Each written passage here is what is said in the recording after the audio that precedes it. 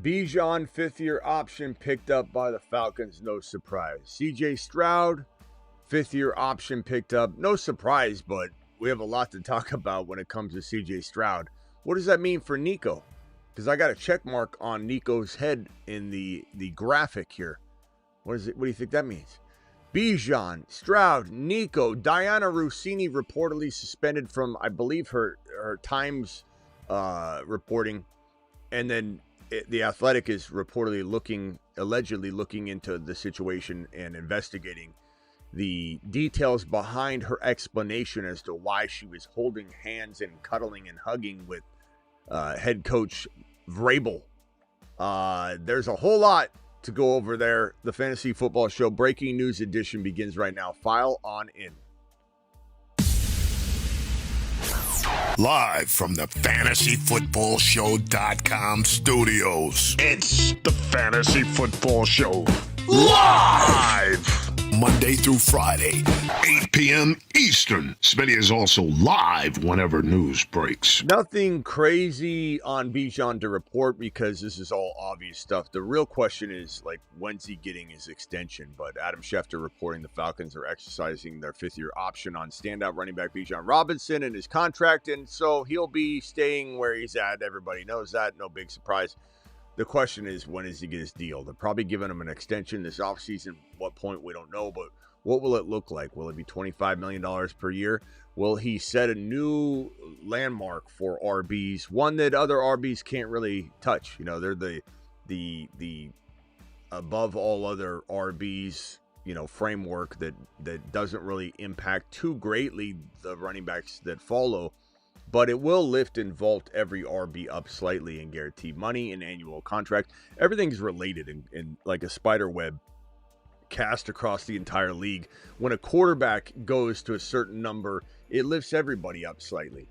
If another $40 million per year wide receiver lands in Puka Nacua, or Olave gets $35 million, or London gets $39 million, all those things vault the RB position up a little bit. It's all connected. It's an interweb. But Bijan will get probably the highest number that any running back has ever even dreamed of getting.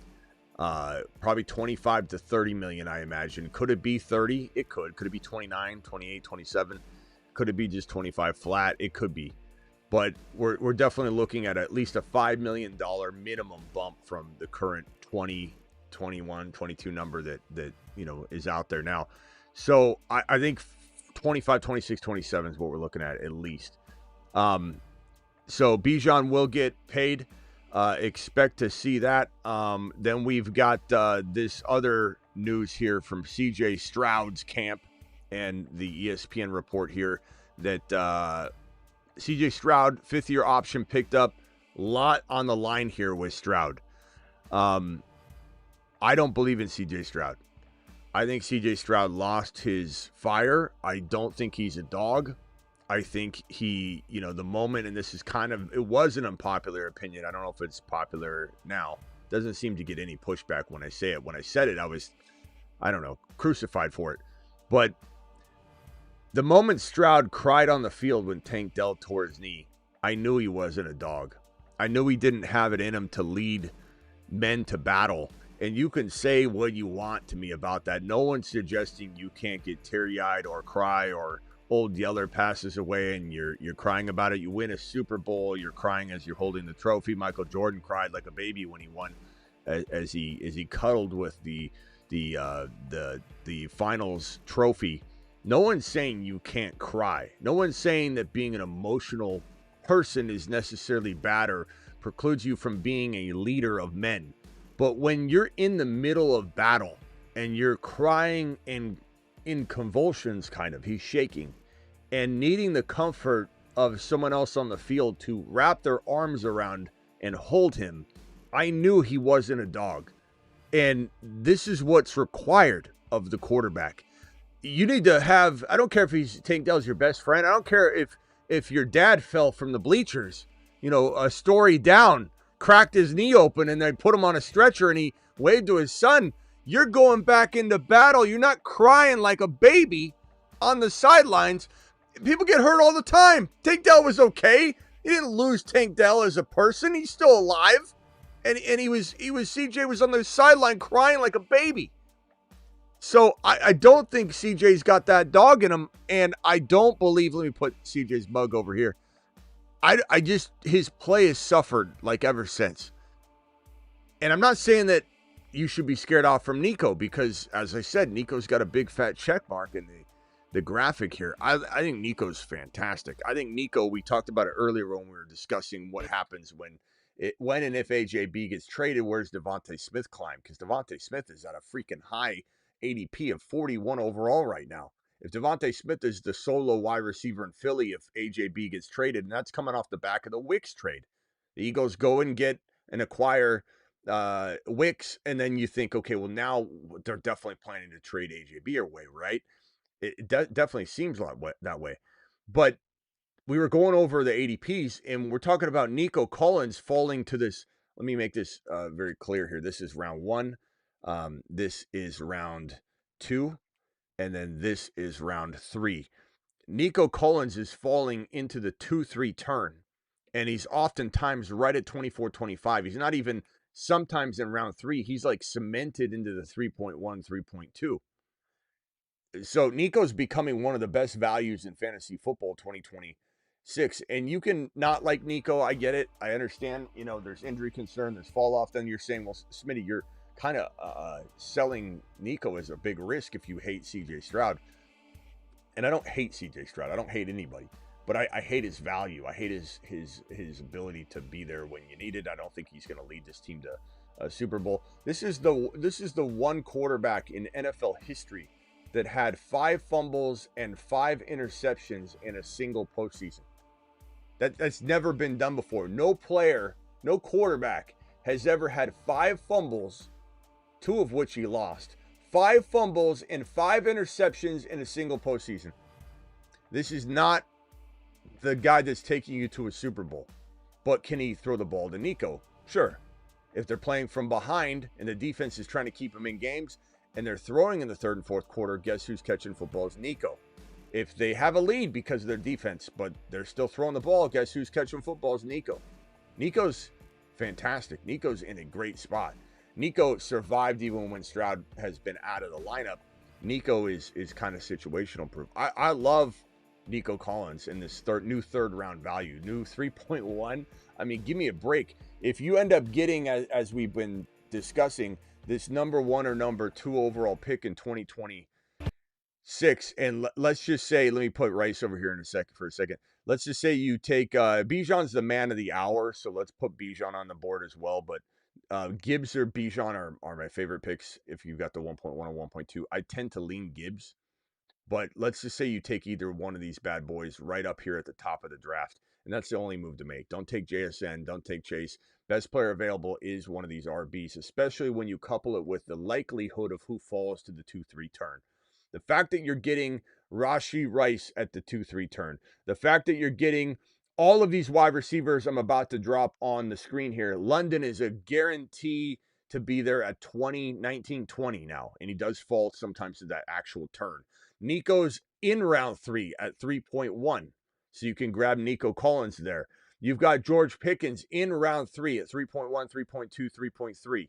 You've got also, I mean, the list goes on and on. Neighbors sometimes will fall to the end of 2, but he's usually a little bit higher. So we'll take Neighbors off, but know that Neighbors is also in this conversation. You've got A.J. Brown, if and when he's traded, falls into the bottom of 2, very minimum, or climbs to the bottom of 2 rather. Or if you want to say top of 3, but it's going to cost a second rounder. So I'm going to put A.J. Brown here. And the good thing about A.J. Brown is he climbs to 2. He's going to move these guys down 1 spot or 2 spots. So this is glorious anyway. So you got Rice and London almost moving down to 21, 22, 23, and Rice at that 23, 24, 25, 26, because A.J. Brown's going to be in between, you know, the top of 2 and the 18 pick. Then you've got Olave, who's a 3rd rounder as well. So you're getting Neighbors, London, Nico, Rice, Pickens, Olave, AJB. I think we got all of them on here. You're guaranteed almost any combination, you know, give or take one player going early in your draft, of having 2 of these bad boys. You're going to have Nico or Pickens. You're going to have London, Rice, or A.J. Brown. or let's say you have Pickens and Nico. Well, whatever way you want to look at it, Gibbs, Pickens, Nico, Bijan, Pickens, Nico, Bijan, London, Pickens, Bijan, Rice, and London, Gibbs, Rice, and Nico, Gibbs, Rice, and Pickens. Tell me we're not winning championships with this kind of situation and eating meatloaf, not hamburger, not hamburger patty or carne asadas with the hamburger meat and no chicken. We're having steak fajitas. We're having steak on the grill. We're having eggs and bacon and steak or meatloaf. I smell meatloaf. This is where championships are going to be won with this RB 1.1, 1.2, 1.3, even Jeanty. You know, even Jeanty. Give me Jeanty a little earlier than the average bear up in this top of round one. If I'm sitting here going, man, I got the 1.6 or 7, Smitty, I can't partake in said mapped out situation. Au contraire, you could grab our boy Jeanty if you want, just a wee bit early. Swing in and grab one of these bad boys here, and then potentially still get your Olave or Pickens, or at least somebody that we think can be very, very close. Meatloaf all around. Meatloaf all around. Drop the meatloaf emoji or the meat emoji or whatever you want. The eggplant emoji, whatever tickles your fancy. Drop it in the live chat. Stroud back on point. Stroud is not the guy. I don't know how we got onto that. Nico. But Stroud is not the guy. Stroud I don't want in any of my leagues. I don't want him as my super flex quarterback. Not saying I wouldn't take him and try and trade him. But I just don't want Stroud on my team at all. I don't believe in him anymore. And it's sad for Houston fans because Houston has such a good team on defense. But they have one of the worst offensive lines in the league. And they were pathetic. They were pitiful. And Monty going over there, I want nothing to do with Monty behind that offensive line. We just saw him break Woody Marks. And not to mention, Woody Marks is one of the best receiving backs to come out of college in the last half a decade. And they didn't even use Woody Marks. Woody Marks caught 83 footballs 1 year in college. I think his junior year. 83 footballs Woody Marks caught in a single college season as a running back, not a hybrid wide receiver running back that converted, and you're wondering, well, how do you do that if you're not a receiver? We don't know. They're studying it right now. They're scientists just in a room studying Woody Marks's freaking 83 reception season in college. And there was another group in the corresponding boardroom that are studying how the Houston Texans didn't utilize an 83 reception running back. And they're studying how Woody Marks is even alive right now, considering he got hit before the football is even in his hands about 3 or 4 times every 10. And Jeanty, the same thing. There are studies right now. They're doing it in space. You know how they're like, we're going to study how a chipmunk eats a chocolate chip in space. They're studying in space. Congrats to the I smell meatloaf. To the astronauts that landed today. Just a few minutes before the live stream started. Congrats to them. I heard that they were in space studying how a team could not use Jeanty and how he could get hit before he even has the football in his hands. Guess what? Jeanty season's upon us, and we're cooking. We're cooking Jeanty to the mother freaking moon.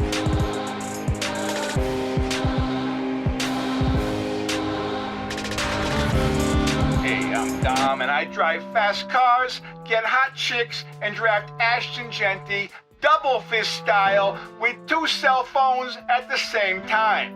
Why do I have 2 cell phones? One for looking up Ashton Jeanty stats all day, the other is for getting chicks. So we've got a whole lot of Bijan, a whole lot of Jeanty, whole lot of Nico, London, Neighbors, Pickens, all the boys. I'm excited about this year, and man, am I feeling good about that third round turn. Just fantastic. We already talked about this particular trade. Wicks is going over to the Eagles in exchange for a 6th round pick and a 5th round pick. So 2 picks Howie gave up to bring Wicks into Philly, into the fold I guess he's got a $12 million 1-year extension on top of it on his deal.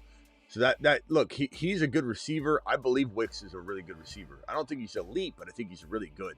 And he's underutilized in Green Bay, underappreciated, unknown, completely raw talent that's still getting cultivated and sculpted into the player he could become. And the honest truth is, when people say things, ridiculous things like, "Oh, I don't know why they would trade AJ Brown." Like, first of all, they're trading AJ Brown because he's toxic in that situation. They're trading AJ Brown because he tried to headbutt Sirianni on live television in an embarrassing loss in the playoffs, just their last game that they played. They're doing this because it's not working. And also, when you use AJB, if he's a race car that can drive 300 miles per hour and you're only racing him 200 miles per hour, you're never, ever even trying to get 300 miles per hour out of him. Guess what? Trade him away for Wicks, who can drive, let's just say Wicks can drive potentially 195 miles per hour. Not as fast as you're driving AJB, who can go 300 that you only drive 200, but why not just get a player like this that you're literally almost getting the same amount that you're pulling out of AJ Brown? That's what is head scratching to me. These people that come in and say, why would they trade AJ Brown? Why would they trade a toxic player when he's so much better, even though they don't use him? Why would they do that, Smitty? That's why. Do you understand now? Because I just explained it to you. All day dropping a $2 super chat, says 0.5 10-man redraft. Superflex best draft spot is 1, then it's 2, then it's 3, then it's 4, then it's 5, then it's 6. It's just in order. And that sounds like a ridiculous answer, but it's the way it is. And then when you get to 6, you could then flip it. You could go 10, you could go 11. Kind of gets a little different, you know. But 1, 2, and tier break. Number 1 and number 2 overall are the best picks in fantasy, period. Because of the wide receivers that I just explained that you can get, that you can't get later. It's the best strategy in fantasy 2026. And if you get the 1 or 2 pick, you just have such an advantage that you have to really screw it all up in order not to win your championship. So congrats to everybody that's able to screw it up and be an anomaly. Smitty, are we ever going to get planet Uranus, planet Neptune in your Moonman graphics? We have planet Uranus, bro. And off he goes to the planet known as Uranus. What? Really gonna bet against Christian McCaffrey? These are your 2 no-go players for 2026 so far. There's more to come. We've always had planet Uranus. Neptune is potentially going to be added, but we're also going to add Andromeda. Andromeda will be like the dynasty monsters. Andromeda will be like Jeanty, Bijan Gibbs, and you know, something to that effect. We'll see. Also, we'll have a Pluto League, so get ready for the Pluto League. Appreciate everybody. Thank you, Sean, for the inquiry, and we will be checking into the Pluto conversation very, very soon. Just hang tight for that. I've got my Rumblers over on Rumble. We're at 8.67K, just about. And appreciate everybody following over on Rumble. We got Hammer dropping a $20 hauler over on the Rumble Monster. Let's hit that hammer time, if you will. It's hammer time.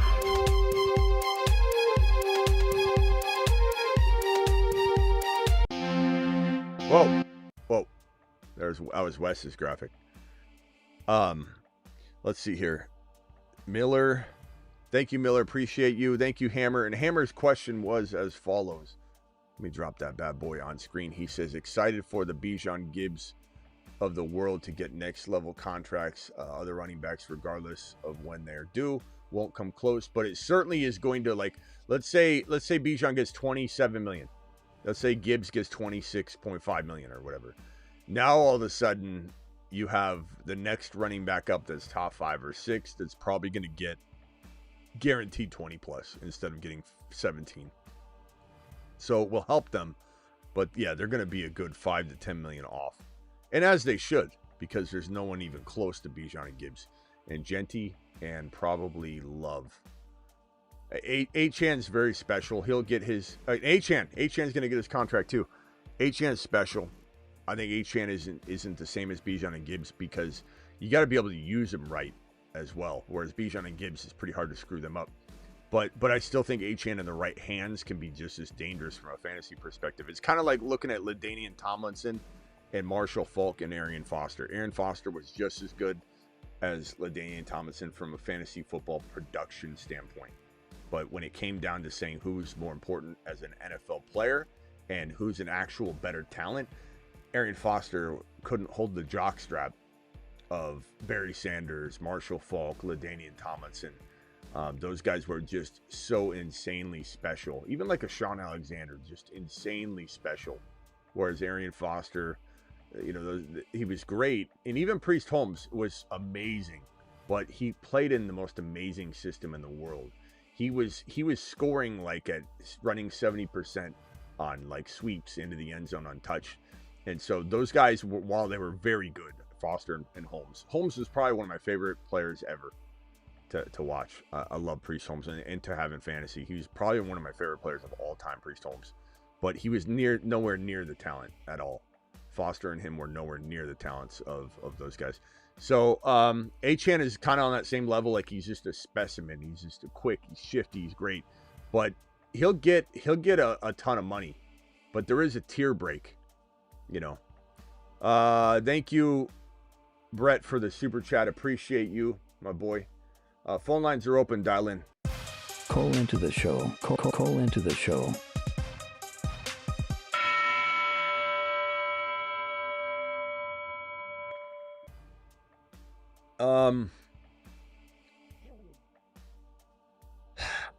Where were we at? Diana Russini. This is getting worse and worse for her. And nothing's going to happen to Vrabel. I mean, maybe if there's like something that comes out, that Vrabel maybe like leaked some information to her or something, but we don't have any evidence of that at all. And some will call it a double standard, and they'd be right to a degree. There's a double standard in this world, but she's also in a different position. This is like Vrabel's not in a position where things can be compromised. On the Russini side, they can, because she's reporting and guiding news and which creates smoke, and when there's smoke there's fire. There's a lot of things that Russini and gaining favor in her industry that's going to cook her. She's done. Like no one's going to take her seriously ever again, if anybody even did prior to this, because we'd always kind of be like, okay, take this for what it's worth, coming from Diana Russini. Which your boy had the instinct that this thing didn't look right whenever she would even come out with a report. And now all of a sudden she's the face of the AJB situation. And the moment AJB news breaks, can you imagine the Athletic? They're not going to send her out to report on it. She might do it from her own personal account on Twitter or something like that. But Russini's like, she's cooked. No one's going to take her seriously. Everyone's going to say, we know where you're getting your information. No one's going to want the information.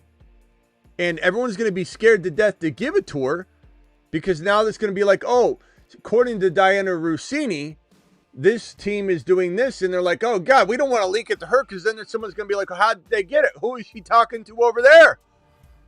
She's cooked. She's cooked. That her Times job is reportedly suspended. Reportedly, again, today's day and age with the AI and all the fake news and stuff out there, it's hard to confirm anything really.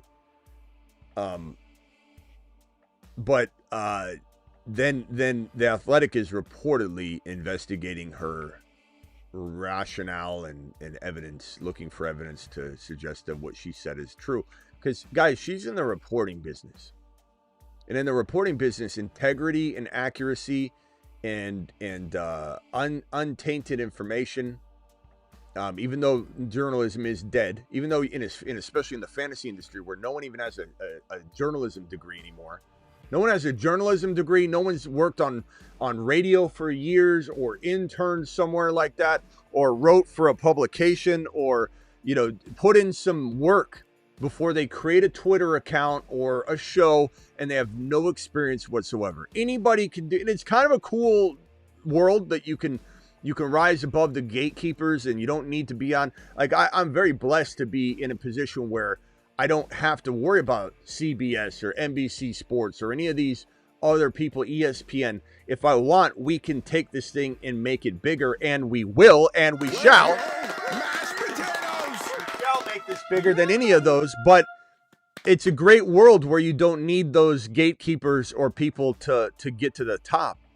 But it's also a shameful situation sometimes where you have these people that are claiming they're news aggregates and news reporters and analysts, and they don't have a lick of experience at all. They have no journalism. No one has a journalism degree anymore. No one needs to get it. No one wants it. No one thinks it works doesn't work for you. Nothing. And then you got people like Diana Russini who are really leaving a bad stain, no pun intended, a bad stain on the business, because now it's like, okay, how do you get news? People question who's getting what news for what, and it's just a big mess. But it is what it is. I don't proclaim to be a news breaker. I'm a news dissector. And I love that. I love being a talking head. I don't claim to be where news breaks. We go live when news breaks. I don't break the news. I would be lying to you if I said that even as big as the platform is getting here, no one's calling me and trying to drop a nugget on my doorstep. I broke one piece of news my entire 25 plus professional career in this business. And guess what? It was so long ago, nobody heard it. I had the Michael Turner news when he was being traded to the Titans, and they didn't get the trade in time. And that was the only thing I had in front of everyone. And I just got lucky with how I had that information. One time in 25 years, am I going to beat Schefter or Rappaport or the connected Diana Russinis for whatever reason? It's ridiculous when people try and act like they have inside scoop. Some Mickey Mouse Pittsburgh Steeler podcast will be like, I've got information that I can't share right now. Similar to the Bucky Irving. You know how many embarrassment scenarios played out after that Bucky Irving news where I forget what reporter it was on ESPN or something said that they had some damage or like some very worrisome information that they couldn't share, that is going to come out on Bucky Irving. And everyone was freaking out when Bucky was depressed because he couldn't play football. And they're like, when it comes out, you'll know. And all these Mickey Mouse pretend to be news-breaking aggregates out there were like, we've got information on Bucky. We can't share it right now. They're just repeating what they hear. Once it comes out, you'll see what came out. We're still waiting. How embarrassed do you look now? All of you that claim to have something on Bucky, did anybody call them out, or did they just pretend they never said it, deleted their tweets? You didn't know what you were saying. You're making stuff up. But there was nothing about Bucky. This whole news world has gone insanely in the wrong direction. But good news that your boy Smitty's here to try and dissect it. We won't be 100% every time. But we're guesstimating. We're trying to predict what the tea leaves are saying and read between the lines. This situation with Russini and Vrabel is going to get bad. It could be a distraction for Vrabel, though.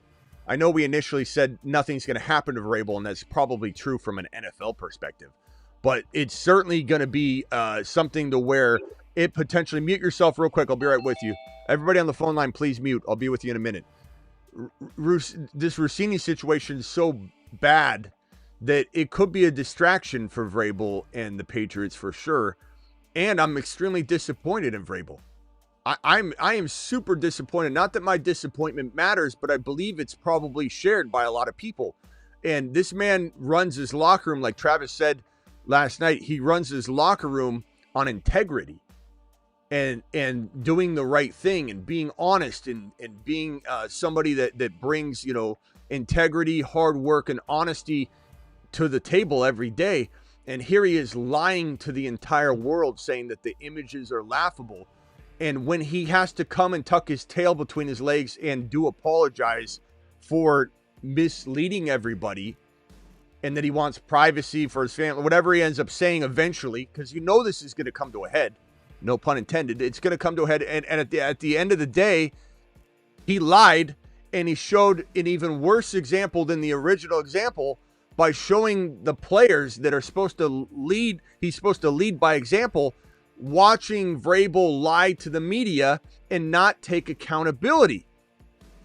And so there is a little concern that this could be some sort of, distraction or whatever. How much? I don't know. At the end of the day, do you think a single player is going to walk into Vrabel's office and say, can I close the door? I just want to say I'm very disappointed in you. I highly doubt it. But it is something to think about when we say that nothing can happen to Vrabel. There's certainly distractionary, pieces to this thing that could just keep things kind of weird for Vrabel. But as far as Russini's concerned, I don't know how a single person is going to take her seriously ever again. All right, super chats real quick, then over to the phone line. Thank you, Miller. Appreciate you. I saw someone draft both Bowers and McBride at the 2-3 turn earlier today. What's your opinion on that super tight end strategy? In best ball, don't even think about it. You're getting taking such a hit, and yeah, you could start one at flex, but you could start anybody at flex. Like it's a ridiculous strategy in best ball. It'd be different if it was can you win with it? Yes, you could. But you're putting yourself at such a disadvantage at all the other positions. You're chasing those values. If you're going to do something like that, do it at the beginning of the offseason. And now is a little more okay than later because your sleepers will still be hanging out in the 6th, 7th, 8th, 9th rounds. And you could potentially come back around at the end of the draft and go, wow, kind of looks like it didn't miss a beat. And that's what you want. So I would say if you're going to do it, try it earlier. Is it possible to win with it? Sure. But you're putting yourself in a very, very tough situation to try and overcome all of the other positions that you're chasing because of that selection. Fire with a $20 hauler. Fire, appreciate you dropping a $20 super chat. You monster. Alert. Super chat alert. Fire, thank you, pal. Fire says Vrabel with the Guma. Yeah, the Guma. It's wild. It's wild. The side piece, Russini, as some people are calling her. And what's even more disgusting is that her husband's like supportive of it. Like it started to feel bad for her husband. Poor guy. And then he comes out and says, I fully support her. So proud of her. Everything that she's done.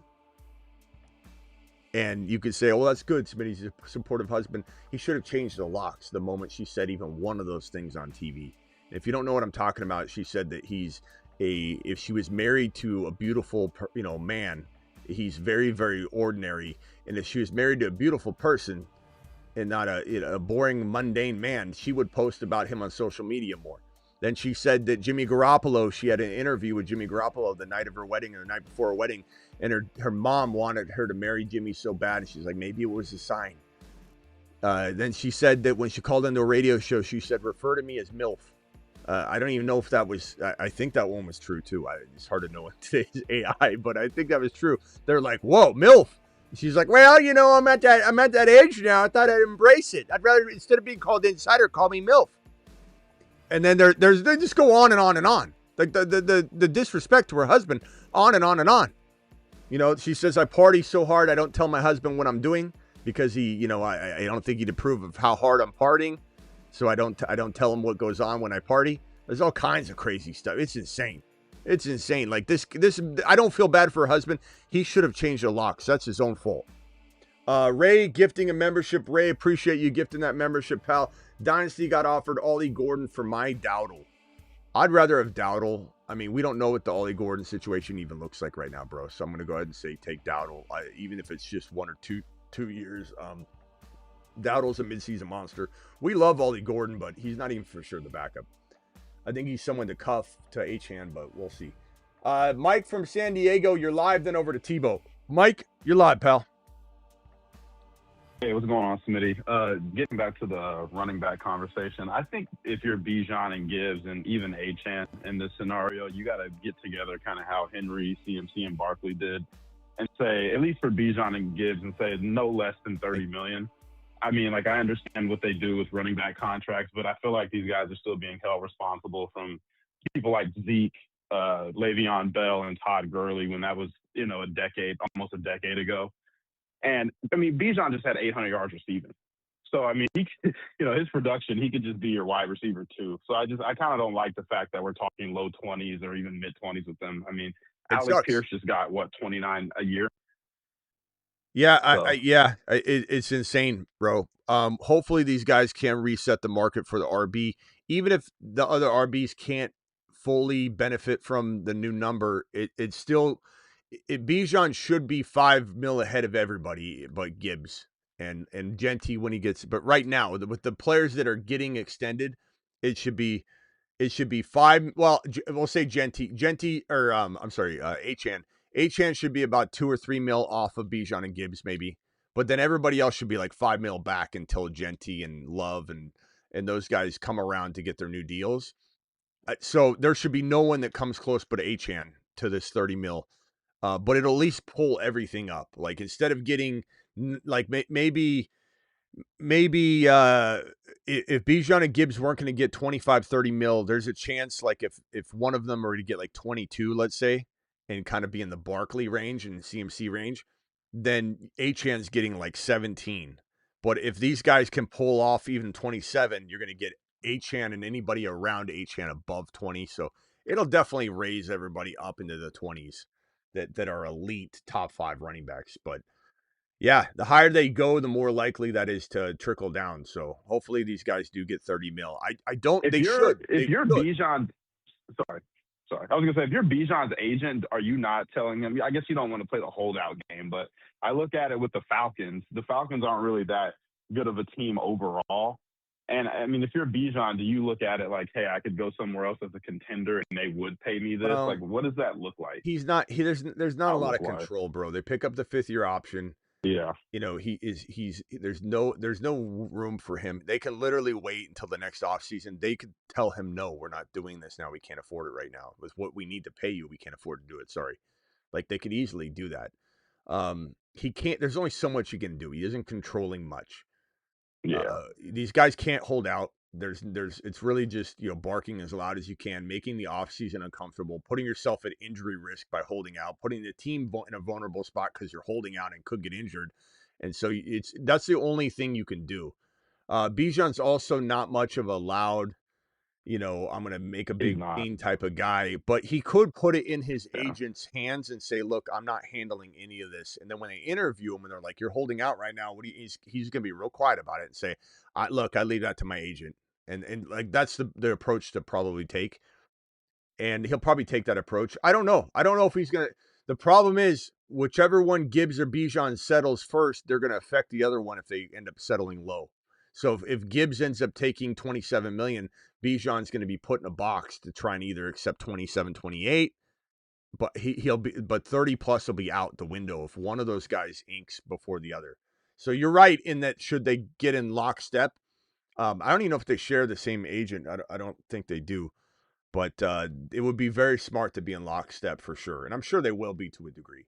I mean, it's smart business. The agents do that when you get to like a certain level of this is going to set the market, because his agent makes more money the more he signs for. So like there is selfish motivation for his agent to get it to 30. And so I think they will try.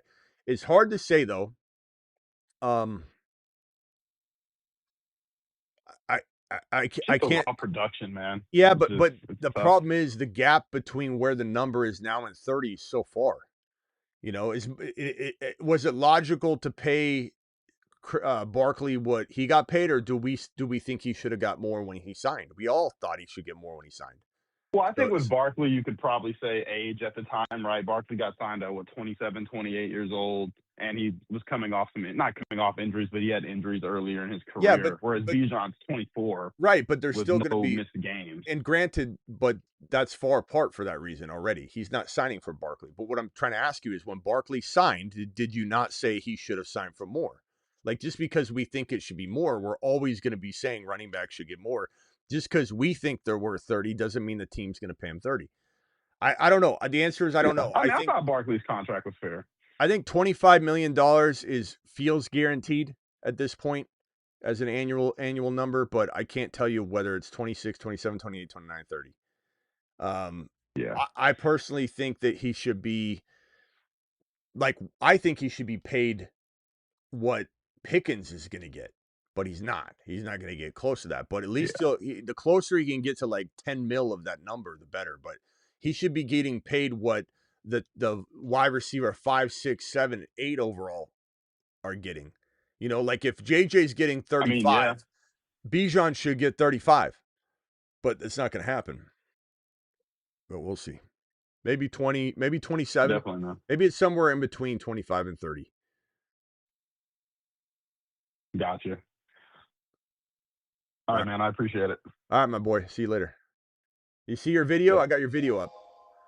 Oh, he hung up. Let's go over to Tebow. Tebow, you're live. Hey, what's going on, Smitty? Long time no talk. What's up, pal? I was just not much, man. Always listening. Very. Oops. Oh, I got to merge Travis in. I wanted to kind of piggyback off of that one caller there about where Devonta would go in the draft. I mean, to me, I started thinking about it, and I would at least put Smith up near where AJB gets drafted in the third round, if obviously AJB gets traded to New England or elsewhere. What do you think about that? I mean, you heard my answer already. So, I mean, I could go over it again, but you just said you listened to my take, right? I mean, if Rice is going to go at the 2-3 turn, if London's going at the 2-3 turn, AJB is going to climb above probably both of them, if not right with them. And every bit of that is warranted because he's going to be catching football solo from Drake May, who is the best downfield thrower maybe in the National Football League, proven statistically from last year. So you got AJB catching massive target share as the number one wide receiver in New England. Now, staying healthy or not, that's a whole nother debate and risk level that you got to take on. Nico Collins, Olave, Pickens, these guys all go above Devonta Smith. There's probably still a handful of wide. Oh, no. Okay, that's what I meant. Like where AJB was traditionally going in the third round. That's what I meant. No, I still don't. No, I still don't like that because AJB's really? Right around the middle of round 3. I'm not taking Devonta Smith in round 3. I'd take him maybe at the bottom of 3, like when you're considering it essentially a 4th round pick. So if you have like the bookends at 3-4, fine, or if you have 3.11 and you have 4.2 and you're like, I can get the guy that I'm going to take at 3.11 at 4.2. So let me just make sure I get Devonta Smith because his ADP is climbing. I'm fine with that too, but there's no way he is, as the other caller had said, and I'm not saying you agree with this, but he's second round, right? I'm like, no, we're not taking Devonta Smith in the second round. Like, you don't even know if the Eagles know how to use him properly. And I know he's done well when AJB's been absent, but it's different when T. Higgins goes crazy when Jamar Chase goes down. But if you had to actually run Higgins out there, it would be like when you put Scottie Pippen by himself for the first time on a full season without Jordan. It's a lot different than when Jordan went down for a week or two and Pippen stepped up and balled out. Like, you got defenses that are planning on you being the number one all off season. There's a whole lot that goes into it. Devonta Smith is not a second round player if AJB gets traded. He plays in an offense where his quarterback, Jalen Hurts, is phenomenal from a fantasy football perspective, is phenomenal from a leader of men perspective, is phenomenal in the wins perspective. We went over this with Hammer on the phone line the other day. He's great. Like, he's a fantastic quarterback, especially NFL, for all those reasons. But from a fantasy perspective, there's times where he throws for 99 yards and runs 3 touchdowns in. So Devonta Smith is in the most volatile situation regardless. And as I think it was Hammer that was on the phone line earlier about this, but you're going to face number 1 corners now. The whole thing's going to change. So I you just got to be careful. So let me ask you, third drafted player, I'm out. Third drafted player, I'm out. Unless you can consider this a 4th drafted player by that bookend here territory. I don't want him as my 3rd drafted player. What? What about before Higgins? You take Higgins over I think Smith in the draft? I think you're getting in a very similar. That's where they both belong in that conversation. But here's the problem, bro. Devonta Smith is going 41 overall. That's mid 4th round, roughly. Let's just say across different platforms. We'll just call it mid 4th round. He's going to climb more than 5 picks if AJB gets traded. So getting him in the 4th round is impossible. He's going to go in the 3rd, and he's going to be overvalued. I don't know. I think if AJB gets traded, I think it's Devonta Smith to the moon, to be quite frank. I think it's you got him and it's Goddard, and those are going to be the 2 main guys that'll get fed. What wide receiver? Actually, I think would you rank them? Like, would you rank them top 10 or top 15? Because that kind of plays into where he would be drafted too. Yeah, I mean, I think he's probably in the top 20. I would say. I would easily say top 20, and could potentially go higher. You shouldn't be drafting him that high then. Bro, he's going to be if he's your third drafted player, and it's not the end of round 3 where you could essentially, mark him down as a 4th round player. Essentially, you're going to be putting yourself behind. I don't. There's so many wide receivers. Not in any particular order, just naming them off. JSN, Jamar Chase, Puka Nacua, CeeDee Lamb, Neighbors, JJ, St. Brown, Nico, London, Olave, Pickens, Garrett Wilson, AJ Brown, Egbuka, Rice, McLaurin, Ladd. I mean, you're talking about putting him like maybe wide receiver 15 to 20 if you're bullish on him, and you're leaving yourself no room for any sort of Philadelphia didn't upgrade their offensive coordinator situation. You're leaving yourself no room for any of that. And Jalen Hurts, again, great quarterback, great fantasy quarterback, could rush for 2 or 3 touchdowns and throw for 99 yards. It's the volume. This is a Mickey Mouse run operation over there in Philly. They have the best weaponry we've probably seen mixed with an elite defense in the last maybe 5 years, and they're the most boring offense in the National Football League. Like, Sirianni's a joke, and he's only as good as his offensive coordinators, which has been proven multiple times over when they get raptured like Steichen did to the Colts, and then they got to go through a cycle of offensive coordinators till they get one that can actually move the football down the field. You got no guarantees that Devonta Smith can return mid-3rd to high 3rd round value. And if he's your 3rd drafted player, I'm sorry to say, but without even looking at the rosters, I can almost guarantee you're not the best team in the league. We'll see. I mean, I think I'm willing to take a gamble on him in All right. that area. I think Well, go get him, pal. It'll be. Go get him. I will. You do it. Do it live. Let's get him tonight. Do it live. Let's get it tonight, Smitty, on the midnight Eastern. Nico Olave, Pickens, Bucky, Josh Allen, Bowers, if he goes there, Kenneth Walker, ETN. I mean, bro, there's no room for him in the 3rd. I think you're not looking at this. I don't know. I don't think you're looking at it clearly. I don't think you've dug into it at all. But that's right. Hey. Are you kidding me? I've done 200 drafts. I appreciate you, though. I've dug into it. Okay, well, how many times have you taken Devonta Smith? Read off a team where you took Devonta Smith in the middle of the 3rd round. I can't right now. I'm in my car, but on the midnight stream, I'll be more than happy to do that. I'll okay, pull up, let's take a look and see if your team overwhelmingly is the best team. I guarantee you that when I see it. Okay, cool. Actually, that's hey, you know what? I like that. I'll go pull a team tonight. Underdog's going to cancel the contest when you take him at 3.3. They're going to be like, this guy's auto drafting from the 3rd. All right, got to go, Tebow. Travis, you're live. Jeez. Yeah, I mean, to me, if you see him as a top 20 wide receiver, then you can't risk him there.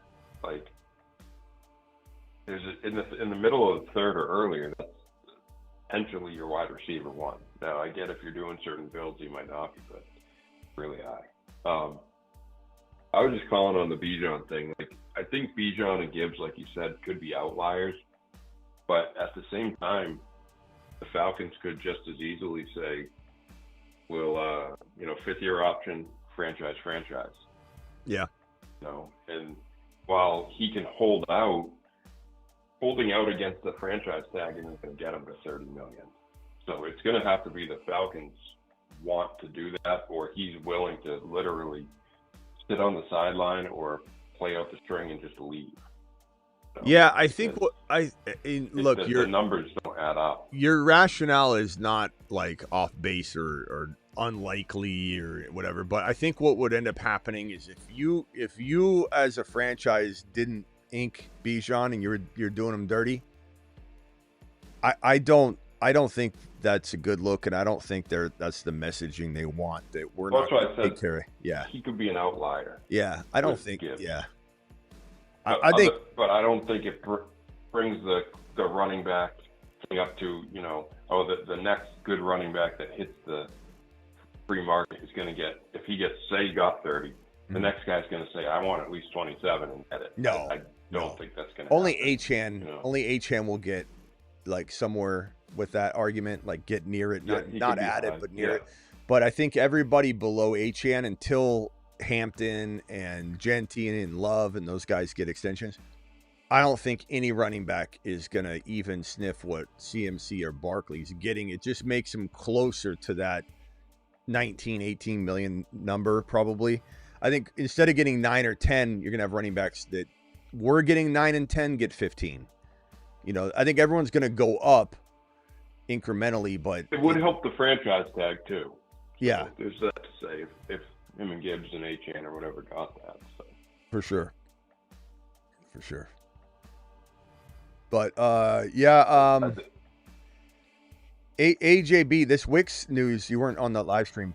The Wicks news, I think certainly is telegraphing their preparation. Not that it guarantees anything, but their preparation for an AJB departure, because you can't hide that. Like if you're sitting here going, okay, we're trying to actively trade him now. I don't care what Schefter says.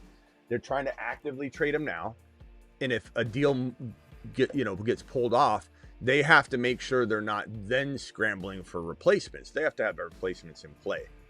And, they have been pretty hard at work doing that. It's not just one player. It's Hollywood. It's now Wicks. And Wicks is a pretty decent player. I really like him.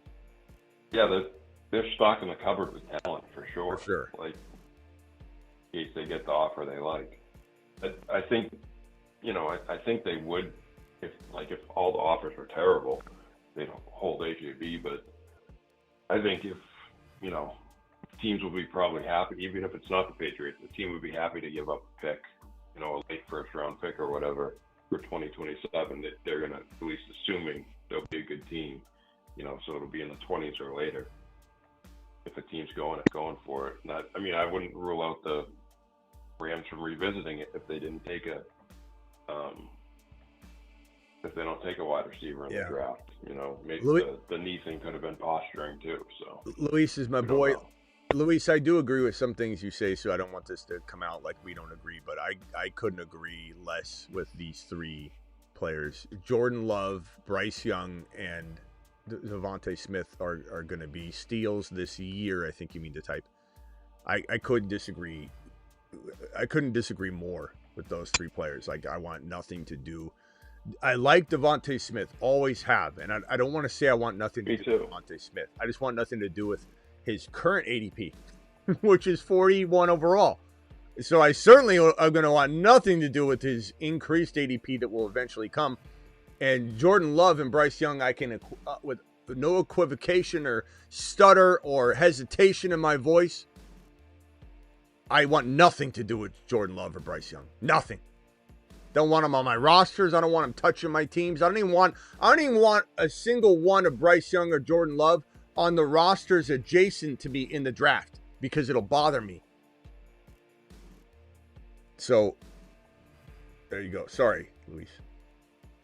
I appreciate you though. And Luis, I hope you fly out July 18 event here in Arizona. We got BBQ. He's going to fly out. Landman said he was. Landman, are you in the Rumble chat? I think Hammer, did you confirm? I didn't get to see what your response was. I think Hammer is going to fly out. Denny, Hammer, BBQ, Landman, try and get Ron Navy. Obviously, Travis, anybody else that wants to travel, it's not an easy flight for some of you that live far away. But we'll be doing the Scott Fish Bowl and pretty much can get you into the Scott Fish Bowl, and you'll be in a live draft setting at a local like pub, bar. It'll be fantastic. So, Luis, we'd love to have you there. Go ahead, Travis. I just think Smith is because of the people that are really high on Smith that say, "Oh, once ADB's gone, he's taking over the league" type of mentality. His ADP is going to get like ridiculously high, like stupid high. Yeah. And in some home leagues too. When you think about that, people reach in home leagues and don't know ADP sometimes. And Yeah. it's gonna get bad. So the 4th round is pick 37, right? So 37 through 48. Yeah. Yep. Let me write it here. Hold on. Simi Valley's going too. So Simi's going? Oh, this is gonna be a great event, man. You just sent the super chat, yeah. If Simi's Denny's going, Simi's going. Oh God, I mean, Simi. If Simi lived in let's say California and Denny lives in Florida, right? So Simi will drive to go get. Yeah, doesn't Denny's in Boston? Okay, sorry. Simi's gonna probably drive from California to Boston to pick up Denny to come back to Arizona. That's how much Simi Valley. Take the plane ride with him. He'll probably adopt him along the way too. Okay, so we're talking about 41 overall, which is where Devonta Smith is going right now. Let me get Bijan out of the way. Bijan's trying to crowd up the space here. Simi Valley's going to be there. It's going to be great. Let me put it this way, so I don't offend people too much in the chat, but that love Devonta Smith. But I don't even, if Devonta Smith ends up being the solo wide receiver in Philly, and AJB gets traded, I think this 41 overall value that he's currently at now is about the highest I would draft him after the news broke that AJB was traded away. This makes him your 4th drafted player, which I think is acceptable. And I think that's where you should be banking on him. This is your 4th drafted player. But the problem is this is where he's going now. So I won't own Devonta Smith in 2026. I won't. Because I will barely draft him here if that trade goes down.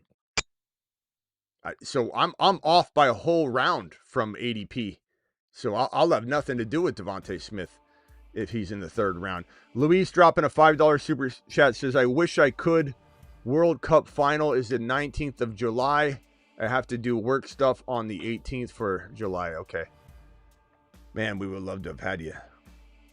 I think it's the 18th. Let me just make sure and click on it. I keep forgetting the date. I've got a flyer here on it. But can't wait to see everybody. Denny, hopefully Denny shows up. I actually told Denny if he flew out, he could help draft my team. Because I don't think he's organized enough or to actually like sign up and actually draft an underdog team. He just wants to be there to have a pint. And so July 18. So Denny's going to help me draft my team. I'm going to have him sitting right next to me as my consigliere. Denny, if he had his own team, would end up being the first team in the history of Scott Fishbowl to go in auto draft. Yeah.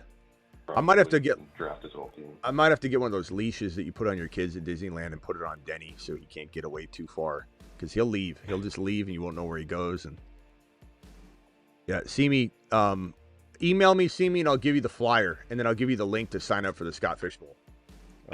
Let's see what. Actually, just have Simi's number and you'll know where Denny is, because he's not going to leave his side the whole time you're there. Yeah, Simi's going to put one of those Apple tags on Denny and monitor where he's at. This is from Hammer, dropping an additional $20 super chat. Hammer. Hammer time? It's hammer time. Hammer says, wish I was in the Bucky video when you made it. I think so many people forgot how good he was, I think is what you're trying to say. Good he was and is. Steel. Yeah. Well, on that note, Hammer, you wanna be more connected to Bucky? Why don't we just put you in the Bucky video for all your giving transgressions? And we'll put Hammer in the Bucky video now so that he can enjoy himself a little more when we hit this button. Get Buckied. Buckied. Buckied. Hammer, you are live, young man.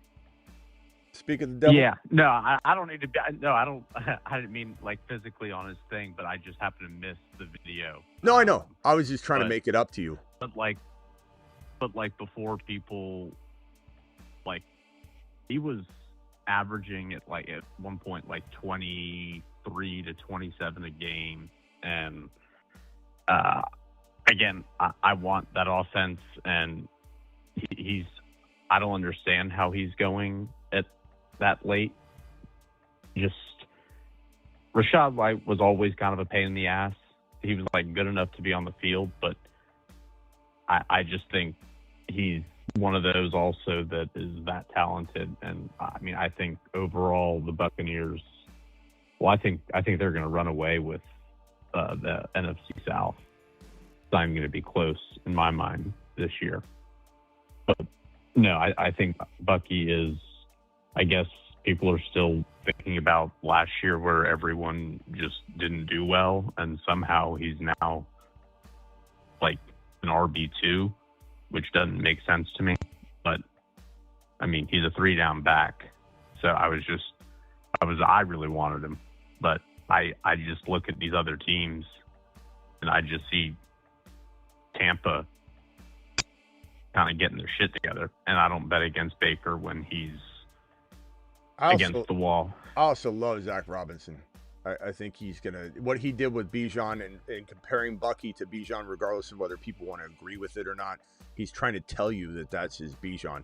But as we said earlier, the cuff board, Kenny Gainwell is such a safe fire best ball player when you cuff him because of Algier being so useful. Even when Bijan did what he did last year, Algier was still doing amazing things from a best ball perspective. So in best ball, Kenny Gainwell and Bucky, you could literally have as your running back 1, and I don't want to say running back 2, but you could draft a whole bunch of Jadarian Price and Monunguys and have Kenny Gainwell. And if things go awry with your running back 2 rotation, or let's say it takes Monunguy half a season to take over, or Jadarian Price half a season to take over, and let's say you put Jonah Coleman and Jadarian Price with Monunguy with Kenny Gainwell and Bucky in a best ball draft, that Kenny Gainwell Bucky thing will take care of you in ways that you later on will be like, damn, that was awesome. Let's see here. My record for you can see 2025s on here, so I haven't changed any of this yet. I think I'll do my division predictions across every division here soon. I'll do that show. I'll do a show for each division. This is the board for the South, NFC South, and I'm going to change these to 2026. I'm going to do this one now live, and then I'll probably do a recap show on this. I'm not going to not do the South because I'm doing it live, but this is probably what I'm going to do. I think the Panthers are going to be, I know you're a Panthers fan, but you're an objective Panthers fan, so I don't think you're going to hate. I think we actually could be second. Yeah, okay. You might hate my prediction then. But I think you're right on the Bucs. I think the Bucs are at least going to have 11 or 12 wins and win the division with that number. So I might put it as 11 just to be not too overly optimistic, but I'm certainly open-minded to this being a higher number. So we'll go 11-6 for the Bucs to win the division. And it's one of those divisions you could easily win at 11-6. I think the Falcons will be 10-7, but I do worry about Stefanski a ton. But I'm hopeful that Tommy Rees will overcome any Stefanski hurdles that are presented, because he has 2 quarterbacks that Stefanski can't hurt him with, because you hand either Tua or Penix to Zach Robinson, to Tommy Rees, and I think Tommy Rees will produce to a degree. As far as the Saints and Panthers, I guess I would say Panthers, I'm going to give... I don't know. Travis, what's your take on the Panthers? I like our defense a lot. Yeah. Let's see. Again, I'm not saying we're anything. Our defense. I think 9 and 8. I think the Panthers could be anywhere from 7 to 10 wins. Probably. Yeah, I'm gonna put them at 9 and 8. I'm gonna put the Saints at. Well, actually, no. I'm gonna put the Panthers at 8 and 9. Sorry, Hammer. 8 and 9. Honestly, if they had a slightly better, I don't know. Think of if they had Purdy, say. I know people are going to get mad at me, but Purdy's not top 5. If they had Purdy instead of Bryce Young, I could see them challenging for the division, because Yeah, I think love they got Jalen Phillips. They get Jalen Phillips for their defense, and I think they're going to draft maybe another pass catcher. And I like what they're doing, but Bryce Young holds them back. I don't know what Hammer's thoughts are. I'd be interested to hear. But. Yeah, Hammer. I think this is the most respectful way to put it. I think Travis actually mapped it out really well. Is that I believe in the Panthers. Ted McMillan. I think they could draft a couple offensive pieces too. We don't even know what they're gonna. I really believe. Yeah, I'm puzzled that we haven't made moves on the offensive side of the ball. Yeah, Yeah, I think Travis put it best. If you had a different quarterback, I would think you're capable of being a second place team in this division. Maybe even capable of winning it all. Just having that tough season, where it all comes together and you're fighting like dogs. But I don't think Bryce Young can get it done. I think Bryce Young will not finish the year. No. And that's going to be unfortunately, he's going to get a second contract, and I don't want that, but that's what is going to happen. I get 7 and 10. Don't get mad, Hammer. 7. I think it's going to end up being like the Tua contract. I think I'm going to do 7 and 10.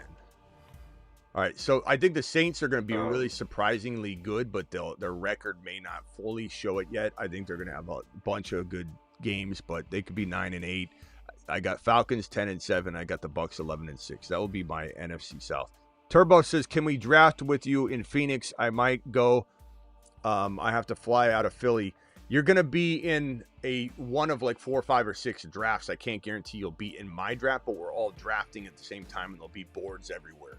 So you will walk up to your board. If anything, Turbo, it's better that you're not in my draft because you could sit at a table right next to the table I'll be at, and you could walk up and be like, "Who'd you take?" And you could literally mirror teams, and you can get the same players. I'm not saying you copy. I'm saying we copy each other. We're like, "Who are you going? Who are you going?" This because Scott Fishbowl format's weird. I'll even be leaning on some of you to tell me what the scoring might mean because sometimes it's you get half a point per carry, or they do some. It's an unorthodox scoring that makes it impossible to know. Sometimes kickers, they do this thing where kickers are more valuable than regular players, and then so you have kickers going in the second round and third. It's really weird. It's all for charity though, so we could just copy each other's teams. It's better to be in one of the other drafts that's drafting alongside, but there'll be 4, 5, 6 drafts. It'll be at Dave and Buster's. And so there's games and all that stuff, but it'll be a blast. Denny will be there. It'll be crazy. So thank you, Turbo, for dropping the $20 holler, you monster. Mashed potatoes. Who else is on the phone line? Hold on, boys. Let me just see. I think they hung up. Super chats too. I think they hung up. Can I see Achane? I can see Achane getting traded mid-season. Can you? No. If he gets a new contract, 0% chance he gets traded because the new contract puts so much dead cap money on the books initially that it makes it an impossible trade. Impossible. And they're going to ink him to a things would have to fall apart. Yeah, so the only opening for this is that they don't extend him. They fight on a number. They end up not extending him, and then they trade him midseason. But you say, can I see it? No, because they're going to pay him. They want to make him the focal point of the offense. So I would say near 0% chance that happens, especially 0% if the contract is inked. 4 wide receivers have one Heisman. Smith is one of them. Yeah, but you also look at the Heisman, Luis, and it's never really that good of a landmark. I hope you know that. Heisman trophies usually can be a detriment. So probably not the best example, but I don't know what you're trying to argue though. Devonta Smith's not taking out any of the names that I just read off, from Rice to London to Nico to Pickens to even Igbuka. Igbuka going at the mid-third makes that Devonta Smith can't ever even sniff the mid-third to me. Bucky going at 4.1, 4.2, 4.3, 4.4 means I will never, ever, ever draft Devonta Smith before Bucky. So there's too many players that are sitting there in that range. Lamar Jackson might even be way, way, way safer. And go early quarterback Lamar versus Devonta Smith. But I love you, pal. I love you. I can't wish I could because of the World Cup. Got that one out of the way. This one, how far does Devonta Smith fall until you smash draft?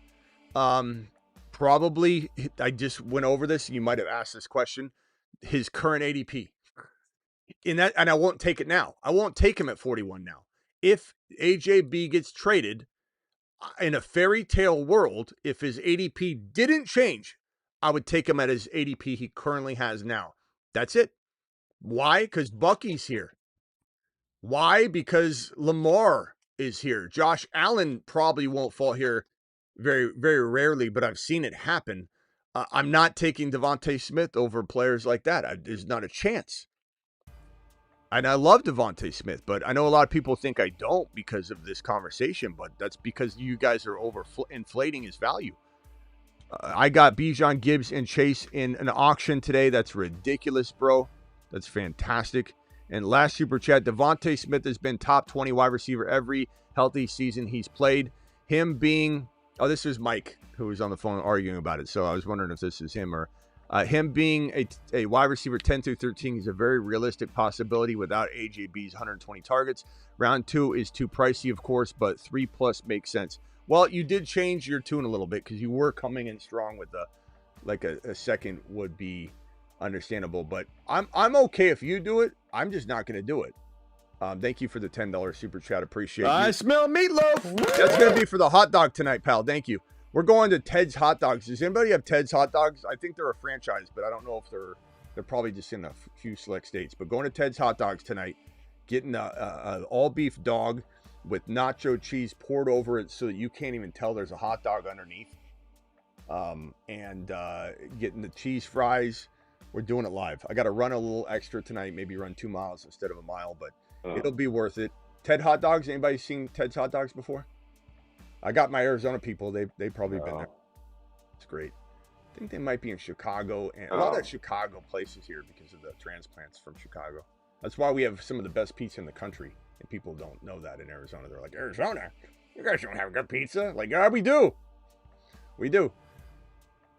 I would just real quick on Devonta Smith. Like, technically, he's been a top 20. He was wide receiver 20 last year, wide receiver 27, 19, 9, and 29. So he's been a fringe top 20 wide receiver every year. And I get AJB was there. I think like he has a chance. Yes, he could have a season where he gets back up to that 8, 9 range, but he's a lot more likely to be in the like 12 to 18 range if everything, goes right there, because those were also the seasons when his best season, 2022, was when one of Hurts' best passing seasons. And I don't know if we're going to see Hurts throwing for, whatever it was, 3,500 yards, or I forget how much he threw for in 22 and 23, So it's just hard to get there in terms of drafting him over the other guys. Yeah, no, but look at what I'm doing here. For people that are even arguing that he's going to be a top 10 wide receiver, let's just stop with the nonsense. Could he be? Sure, but it better not even come out of your mouth. Like, could anybody be? Sure.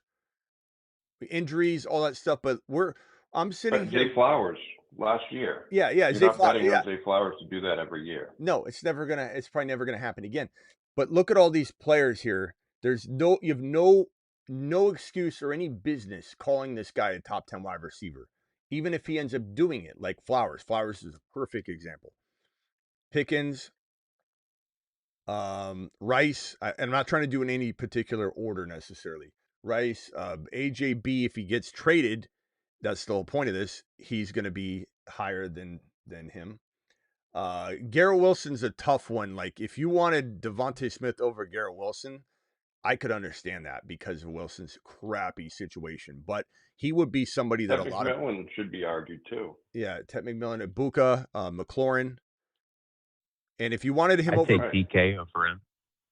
I think DK is going to be great this year. I think people are totally undervaluing DK. I'm taking DK in best ball so much. I agree. McLaurin, Ladd. And I'm not saying you couldn't insert him into this. Like, once we get past AJB, right, line break, he gets in there. This is where if you took him, you're not crazy. But you also have to contend. Every name I'm writing down, you have to contend with potentially outscoring him. So 18, we'll put Tet. McLaurin, I have. Buka. Did I put Buka yet? Yes, I did. 15. The rookies. Like you said, Higgins, T. Metcalf, Higgins is in that conversation. DK, I mean, Higgins. Waddle's in the conversation. Like, once you get into that point, you know. So this is him being like, you're talking about top 20. You're talking about top 14 to 20 overall, 21 overall is where if you're having a conversation about anything above that, it's madness. And this puts him. Oh, yeah, Mike Evans. This puts him. Oh, God. Yeah, Evans. I'd still take T. Higgins over him. 19. That'd be a 20. tough one for me. I'm torn. I'd be torn on Higgins and Smith. BTJ, I definitely could put BTJ in here too. So regardless, and I'd even say like, yeah, Mike Evans probably needs to go here. Evans. Let's see. What did I put? Mike Wilson.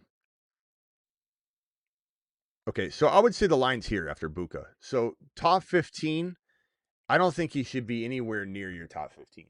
You could say that could he do it? Sure, but you should not rank Devonta Smith inside the top 15 overall over Buka, Evans, AJB, Rice, Pickens, Olave, London, Nico, St. Brown, and above. I don't need to read. So that means that this is a player that if you put the same number of running backs on, that's 30, take a few away, 28. Let's just say wide receivers are more dominant in the drafting pecking order. So let's say you're at 28. Add the 2 tight ends, that's 30. Add a quarterback, that's 31. Add maybe one other quarterback or one other running back, 32. So you're talking about 33 overall should be, if he ends up being solo, should be the earliest any of you pro Devonta Smith people should even be contemplating it. And I still want nothing to do with it because I think I'm going to come up with more running backs, Lamar Jackson, another quarterback. I want nothing to do with it. There's so many RBs that are floating around there, not to mention all the slop and fat that would be injected into this that other people, if you're drafting with a bunch of grandmas or even if you're in a pretty hardcore league, there'll be more fat in there than this because someone's going to take a wide receiver or 2 or 3 in this mix to move them all down more. Yeah. And the top Burden. 14. Someone will take Burden. Yeah, top 13, 14 running backs, someone's going to take 3 or 4 inside the top 30 overall that I wouldn't take, so it's going to move them down even more. So this 33 is going to be more like 40. But that's why I'm falling at 41. His ADP to me is 41 overall. That's where I would draft, and that's what his ADP is now, meaning I am out because he's going to skyrocket. I want nothing to do with it. BBQ says, $5 hauler. People forget last year when Smitty was telling you to pump the brakes on overpaying for players you liked. Don't reach. ADP's your friend. Yep, ADP's your friend. It also protects you. That's why we can't, I'm constantly telling people, like, even if we love Buka as a second round capable player, we have to live and die by the fact that he's just not going to go in the second round. And, take your shots at him at 3.5, 3.6, 3.7, 3.8, 3.9. You'll have plenty of drafts to take him at his current ADP and crush it. And then use the opportunity where you're sitting there in the second, you want him so bad to just draft other teams and players and diversify your portfolio. The moment you start moving guys like a whole round and a half or something into the other round because you probably won't get them, the more likely you are to just destroy your chances of being able to survive any roadblocks whatsoever. Luis says, I have him over Olave and Nico. Luis, call in, bro. Yeah, he said he had him 13 above AJB first, and then he said he had him over Olave and Nico. So I was saying, well, where do you truly have him then? Because that means he could have him, in the top 10 or 12 easy. Come on, man. Because Olave and Nico are way up there. So, okay, so he says AJ Brown 9 to 12. So I don't know. I don't know what he's saying. Maybe he thinks he's higher than that. You do like to shock people is what it's about. You know, like Luis is a very much like I love the shock value or whatever. That you do disagree a lot, which is fun. I'm not saying I don't appreciate it, but that's wild, bro. You can't rank. Olave's going at the 2-3 turn, bro. You can't rank Devonta Smith there. That's insane. That's asinine. And like Tebow, who called in, I told him tonight when we draft at midnight, I dare you. I dare you to draft Devonta Smith as your third drafted player, and let's take a look at your team at the end of it all and see who thinks you have the best team in the draft. He's like, yeah, we'll do it. I can't wait. I can't wait, Tebow. You better hope you get a late third-round pick so that it can kind of look normal, because that's your best shot, and that can look okay. Because what I'll do is I'll look at your team and go, yeah, your third player is the fourth-rounder player you took. and then it'll work out okay. So I've seen this twice in the chat now. People comparing Smith to JSN. And to me, they're not close to the same even type of receiver. No, bro. Devonta Smith is very, very good, but JSN can manhandle people. Devonta Smith can't manhandle anybody. He's very elusive. He's very good off the line. I remember. And keep in mind, I was a big Devonta Smith advocate coming out of college. There were a lot of people that doubted that he was big enough, and that he get. I love Devonta Smith, but I said he's too quick at the line to even get caught up in the new NFL rules, where you can manhandle somebody for handful of yards down the field, give or take what they'll allow, and you could literally see how quick he was off the line, that he would find a way to be elusive in the NFL. Regardless, and he was, and I like him, but JSN and Devonta Smith is like arguing a lion and a kitty cat. Like, what are we doing, bro? What are we doing? He's 170 pounds. 170 pounds, man. It's so impressive that he does what he does. Yeah, he's great. At that size. That's why it's funny, because like it looks like we don't like him, and we do, but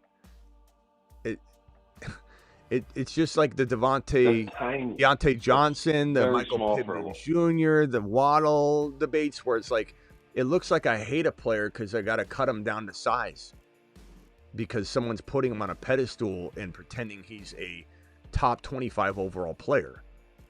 It's ridiculous.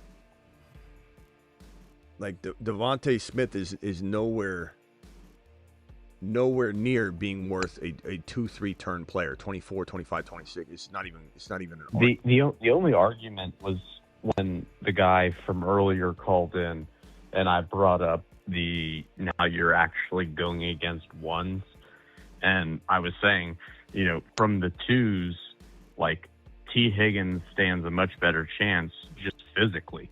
I mean, because he was bringing up, he cooked this corner one runs or whatever with a catch radius of. So I mean, when you're then moved to one slot, it's a whole different ball game. And if you don't have that physicality or like freak size, I just don't think. I mean, anyone can. Yeah, you can do it. I just think it's extremely difficult. You just gotta be careful. You're not putting a player on such a high pedestal that if they don't deliver, you're screwed.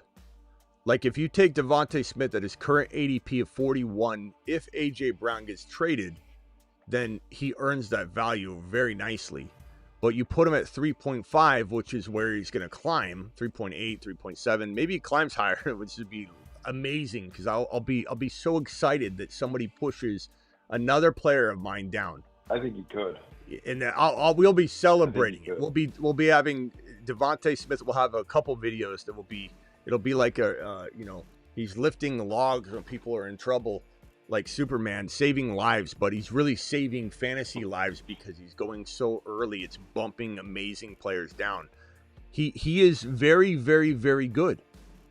And in no way, shape, or form am I a Devonta Smith hater. In no way, shape, or form do I not believe in him. I've been a very pro Devonta Smith fantasy football analyst.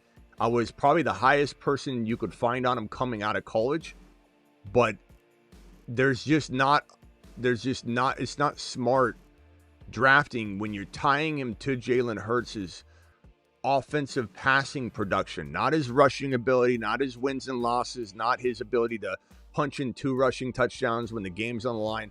Those are all very different arguments for Jalen Hurts. We had those the other night. But this is a guy that can have stints of horrible accuracy problems and throw for 99 yards.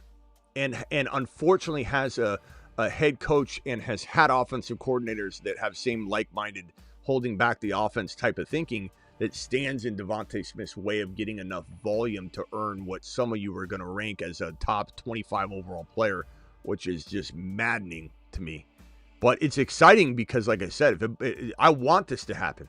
The pleasure is all on this side of the fence.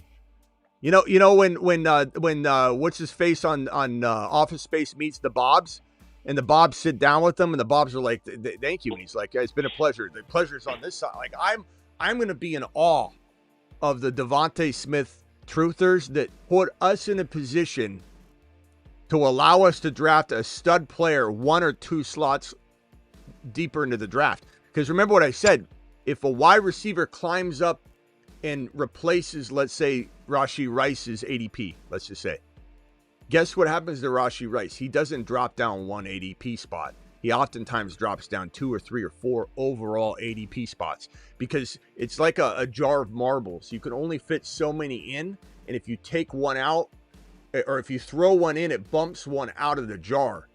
And you have running backs, tight ends, court. You have a whole list of players that people in their mind can only fit so many wide receivers in this space. It might move someone we love down 3 spots or 4 or more or something like that. So I maybe I'll start making Devonta Smith a top 5 wide receiver video. Just try and pump this thing up. I think it's going to have a similar feel to like the Deontay Johnson, Michael Pittman thing. Yeah.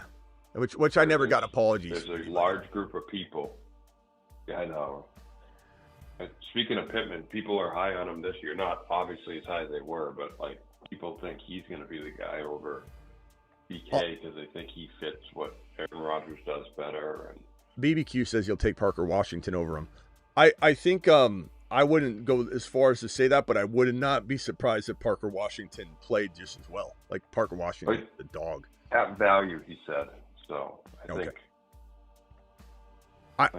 If you could draft another player, I would rather have BTJ straight up over Devonta Smith, and that's a risk. I get it, but also BTJ. If you're going to get into arguments about Devonta Smith's done it, well, BTJ was 4 as a rookie and not even versed in anything, and there's a lot of risk involved. But I'd rather have BTJ right now than Devonta Smith. We'll see how I feel once Devonta Smith is the solo act. But I haven't even got to this part yet. But does anybody think that the Eagles are not tempted to draft a wide receiver that might even be as good or better than Devonta Smith within the calendar year that he's there? Like if the Philadelphia Eagles at 23 draft, let's say KC Concepcion, guess whose value's cooked? Devonta Smith. And everybody that raced to grab him because A.J. Brown got traded, and let's say this happens on draft day, or let's say it happens before, and let's say it could potentially wait until after the draft, it could be a post-June. That what happens if they draft KC Concepcion at 23 and then later trade A.J. Brown post-June, or however you want to word this? Devonta Smith's value's cooked. Like KC Concepcion is going to be easily as good as Devonta Smith, if not maybe better, some would say. So the fact that everybody acts like if they create this void, they're not going to fill it, and then maybe they're satisfied with the Wicks and Hollywood Browns, you have no idea how he loves drafting wide receivers and or acquiring or talking or trading or whatever. This guy's a magician.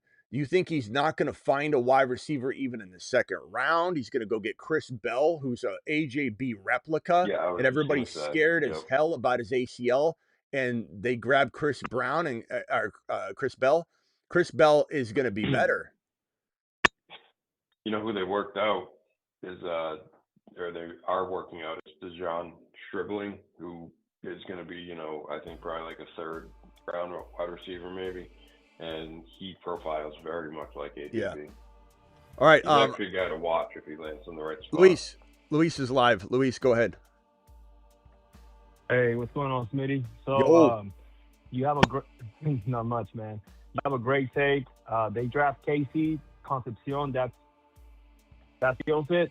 But when I said he can be a top, I don't know about 10, but definitely top 13 to 10 wide receiver. He could climb to the higher than that a little bit. I mean, I don't think he's ever going to top like 5. I mean, he's ever going to reach the 5 level.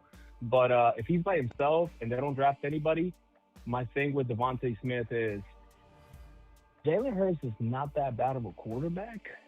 He's going to get spoon-fed, and I like him better than Olave because, I mean, anything can happen in fantasy football. Olave is very concussion-prone, and Nico already has all the hamstring issues, and I just don't trust C.J. Stroud. I know we still haven't hit the NFL draft. I feel like even if you say it, sometimes the offense, on paper, the most talented offense. Hey. You can't say can't pull draft players on amazing fantasy teams and pull in because they have the ability to do it. The Eagles are not that offense. You can't use that. They're not. It's not a great fantasy offense. It's not. Now, could it maybe be this year? Could they turn the page, get things cooking again since they got one of the worst offensive coordinator debacles that we've ever seen out of that situation. But yeah, I mean, you can't use that until the offense is. They're the most talented, but you can't. That's even it's a bad argument, because they're not. Can producing. I ask you something real quick? You sure can. For sure, yes, sir. So then why do you defend Justin Herbert so much? Because he's in the right place, right, in the right time. Devonta Smith will be in the right place in the right time. The offense hasn't produced in Charger land. So, well, they were littered with injuries. You're banking on those injuries for the reason. And Mike McDaniel, bro. Like, what are we talking about here? Saquon was injured last year. A.J. Brown was injured last year. I mean, everybody was injured last year. I mean, the offense, they got every 2 years they go through a 2-year cycle. They've been dragging for forever, bro. Yeah, but they still produce. They still do. No, they don't. They don't. They haven't. But they haven't. Produce points. Okay, no, for sure. I just with Devonta Smith, I trust the guy. I mean, and that's okay. I've seen him play, and that's my whole take with him. I'm not saying he's better than the top 8 wide receivers.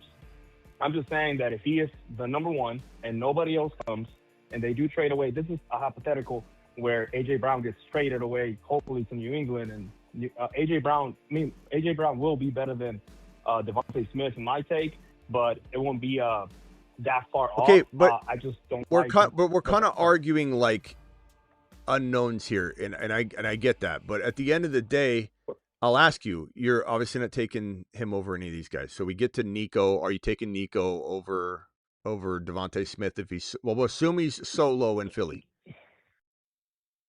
No, sir. No, I will take Devonta Smith over Nico. Yeah, I would. I really would. And I love Nico. If he's the one, he doesn't have A.J. Brown, and then you gotta consider when you take away somebody like A.J. Brown that he's talented. He's about as talented as they come when it comes to a wide receiver in the NFL. But he can be, to some people, you take away a bad piece, a cancer, say you want to call it. I don't think he's that. I think he's just misunderstood. But you take away that from an offense, it can alleviate a lot of the stress, and then people can play freely. You like London over? Oh, yeah. London over. What about, all day. You said Olave, no. Okay, what about Pickens? That one's tough. That's why I have Devontae like borderline. I have him at 13. Pickens was 5 last year. Okay, what about Rice? No, yeah. It's Rice. AJB, you said AJB. That's where it leads. Evans? Oh, Devontae. Okay. Well, yeah. I hope you help drive ADP. Or London. He said London. I said London. Okay, my yeah, bad. I mean, I know ADP is it's hard to it. You know, I'll use this example. Last year, Olave was going on ESPN. He was going number 77 because of the concussions. And obviously, so in my home league, my main league, I ended up drafting him in round 17, which I only play a 10-man, but it was 167. But that's the thing. It's Devonta last year was being picked around round 6, 7, and now this year he'll be 5, 4, maybe borderline 3. I just believe that if he is liberated, because he delivered round 4 numbers, but if he's liberated to just be the one, yes, he is small, 1,000%. He did play in the SEC, which I believe that it has to mean something. He hasn't really had a lot of injury concerns. Deshaun Watson, is it Deshaun Watson? No, yeah. All right. What was okay, I got you. I got to cut you off here because, all right. Super Soda Lover says, I hope Smitty's not sleeping on Golden. Poor Golden believers, bro. Golden ain't. I don't know what you think happens that when a spot gets vacated that a non-elite player just the seas part for him. Like this guy was one of the worst first round wide receiver prospects we've seen in a decade, and he should have never gone in the first round at all. Period. And you've got an offense that's being stripped down because the entire team is too inept to understand it, or the coaches, or both. The coaches are too inept to teach it, and so now they're going to take and put training wheels on. And you've got a mid quarterback in Jordan Love, who's got potential like any quarterback in the NFL does. He's got potential like Purdy does if he's in the right spot. Sam Darnold is if he's in the right spot. Like Love would be good in the right spot. But you have an offense that's being torn down to the studs because they don't have a team that's capable of executing it. It's crazy. All right, I'm going to get out of here in a second here. Let me just read the super chat from BBQ, then circle around the phone line. We'll start with Luis and have him close it out. Are you telling me that you would draft Devonta Smith in the 4th over talent in a better situation? Tight end is deep this year. Wide receivers as well. I'm loading up on running back, wide receiver in round 1 through 4. In my opinion, Smith is a 5th round pick. That's what BBQ says. Like I said, I wouldn't even touch Devonta Smith at his current ADP of 41 until AJB is traded. Then I would draft him at 41. But unfortunately, his ADP is going to climb into the late 20s at probably likely they'll be around 30, 29, 28 to 35 or something. I don't know where. But I would only draft him. I'm behind on the ADP to where everybody's at now. So I will not own Devonta Smith this year because I will not make him my 3rd drafted player. I don't think he's a 5th rounder, but I think he'd be a mid-4th round pick, a very good mid-4th round pick. And that's the sad part, is that everyone thinks I'm a hater when I'm a big Devonta Smith believer, always have been. But everybody's off the rocker with their expectations, so it unfortunately paints me like I'm a hater because I hate his ADP. I don't hate him. I don't hate the player. I love him. But he lives in a volatile world where, you give him the number 1 corners. You give him a situation that's unknown and how the offense will even work this year. They're going to get back to the run. Saquon Barkley was well rested last year. They're going to run the hell out of the ball. The tush push is still in motion. Jalen Hurts throws sometimes 99 yards in a game. Run for 3 touchdowns and win fantasy weeks. But this is not and not to mention, I believe they can replace Devonta Smith to some degree with a player they draft. I'm not saying that Smith is off the roster or anything. I'm just saying you might have Casey Concepcion or Chris Bell land on this roster because Howie's that good, and you're going to have some vacancy, availability. It's not just that, Wicks and Hollywood Brown fill it no matter what. They will target a rookie wide receiver. If you think the Eagles are not drafting a underrated rookie wide receiver, I got a bridge to sell you. Super Soda, stop, bro. It's you're embarrassing yourself. If anyone just watches Golden's film, they will see a pure stud. No, we see a guy that ran out of bounds with no defenders around him at all in a house call. That's what we see. And you can't say like, oh, because like even MHJ, you can say, oh, the situation, maybe Kyler was the problem. We'll find out this year. But the situation isn't changing for him. So he was bad as a rookie, and he's still going in the same situation. So you're going to have to see some crazy jump for him to even come close to being good, let alone a stud, you know? Yeah. All right, well, see. Luis, any final thoughts? I appreciate your take. I respect your take. I just don't agree with it, but that's all right.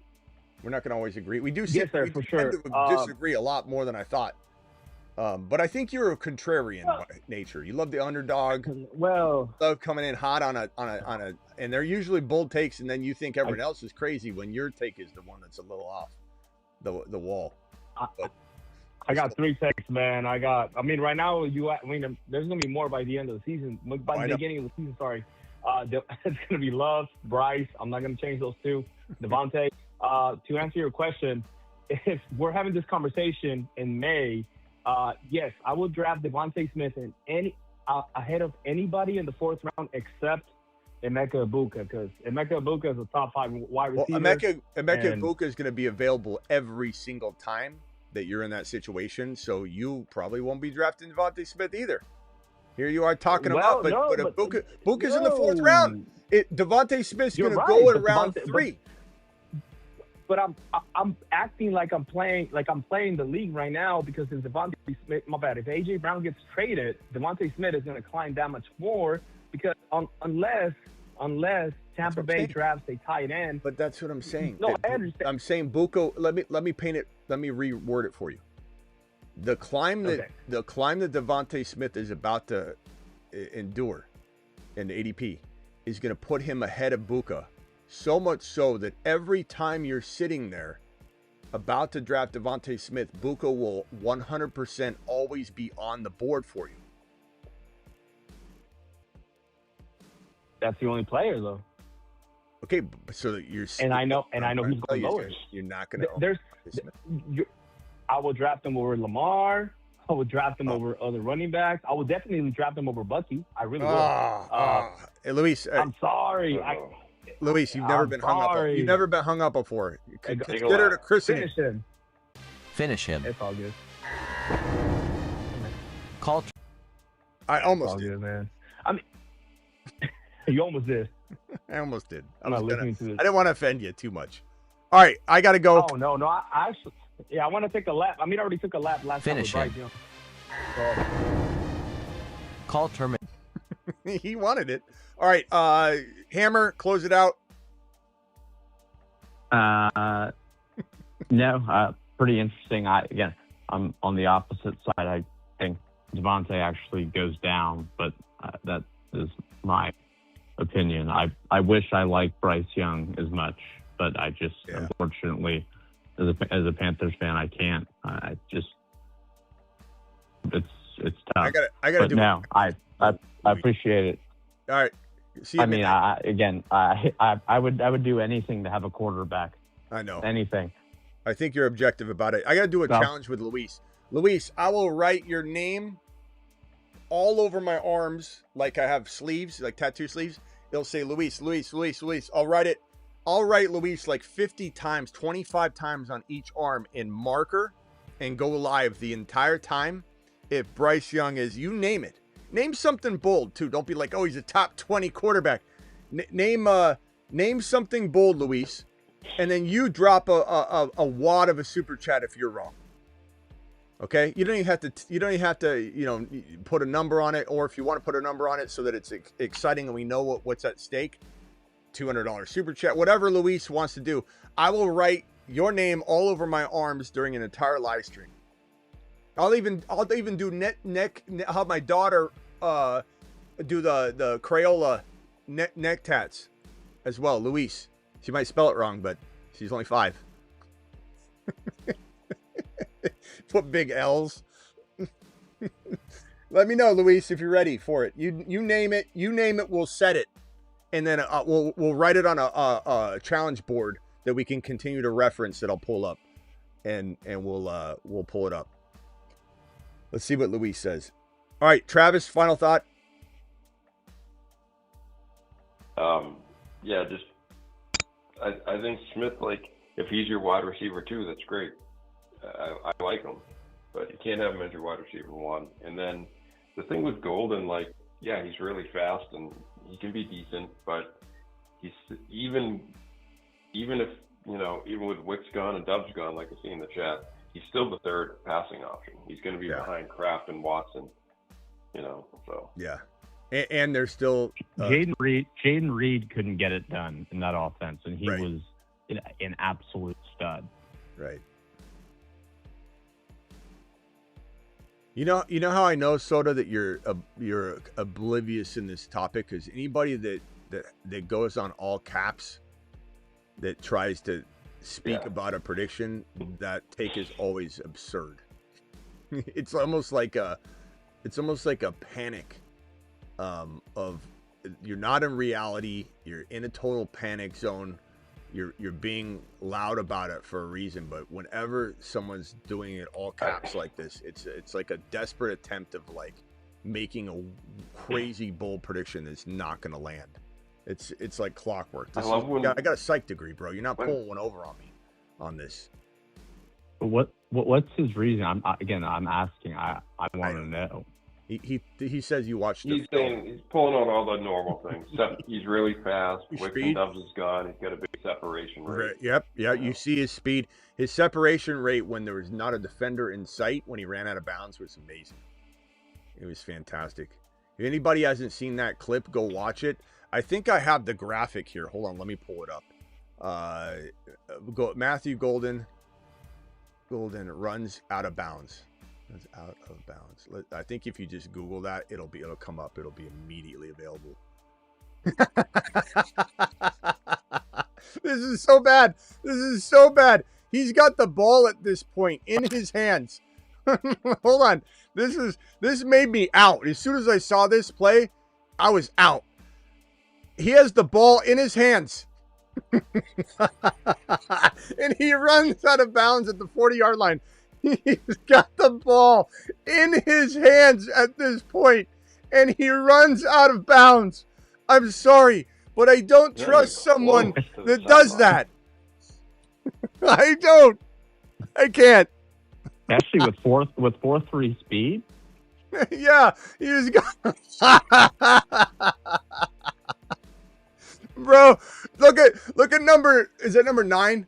Or is that what? Look at this defender right there. He's like, I'm going downfield to try and cut him off, and Golden's not. He's more aware of running downfield than Golden. Look, he's not even chasing Golden. He's running straight downfield because he thinks Golden's gotta be running downfield. It's the worst play I've ever seen. All right, I gotta go. I'll see you boys later. I'm gonna put my hot dog on Instagram stories. I'm gonna start going live on IG like 4 or 5 times a week and do like a similar fantasy show. You know, I need to go on IG live. I used to live on IG live. I haven't done it. I don't do it anymore. I just gotta make room for it. So check me out on IG live later. I'll probably be live at some point. All right, Hammer and Travis. I'll see you boys at midnight. Thank you. Yeah, see you, Hammer. All right, thanks. Later, Hammer. Oh, Hammer. Oh, I was gonna ask him if he was going. I still haven't found, like, by the time I read the messages, and he might have said he's going. I didn't know if he's for sure going or not on the trip, or if he's planning on it. His routes are elite. They sure are. We saw it firsthand. I mean, he was all by himself on the sideline. Nobody saw it coming.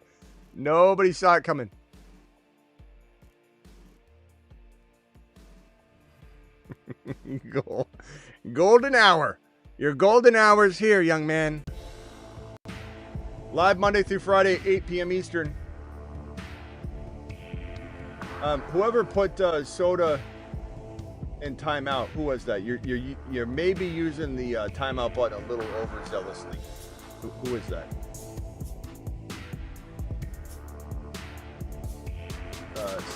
Simi. It's okay.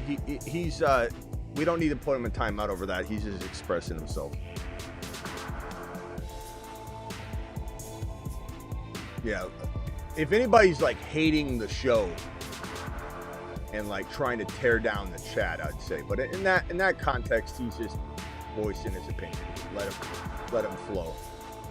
if it's hatred and like Smitty, you suck, blah blah blah, or Travis sucks, or it's like hatred toward a person or the show, yeah, definitely. But we'll let a super soda lover speak his mind in all capitals.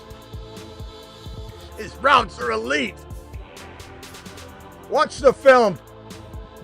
That's all he's saying. All right, super soda lover, keep doing your thing. I'll see you all at 8 p.m. Eastern. Thank you, Simi. Appreciate you. Simi Valley might be coming out to the live event in Phoenix. Simi Valley, Hammer, BBQ, Landman, Denny.